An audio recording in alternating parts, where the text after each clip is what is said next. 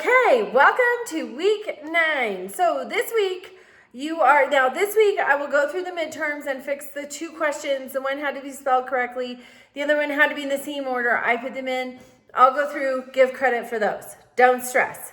Then, this week you're reading chapter 4, Civil Liberties, and doing an exercise about civil liberties. Confusingly, civil liberties are contained in the Bill of Rights, the first 10 amendments to the Constitution. So, and actually beyond, many of our civil liberties are contained in all of the 27 amendments. Many, not all, but a lot of our civil liberties. So, you have an assignment. So read chapter 4, Civil Liberties.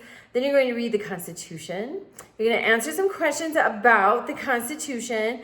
Then you're going to look at the Supreme Court. So the Supremes, we think of them as this untouchable, maybe flawless type, infallible institution. But in 1896, they showed that they are not perfect. In the Plessy versus Ferguson case, they circumvented the protections of the 14th Amendment and created the separate but equal doctrine. Then in the 1950s, we see the Supreme Court, they take the Plessy versus Ferguson case and they throw it out. They say separate is inherently unequal. And that was pertaining to public education.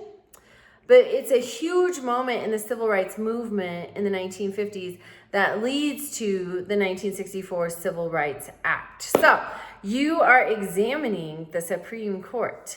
We always look at the Supreme Court when we study government because they are the third branch of our federal government, and they are the ones who interpret.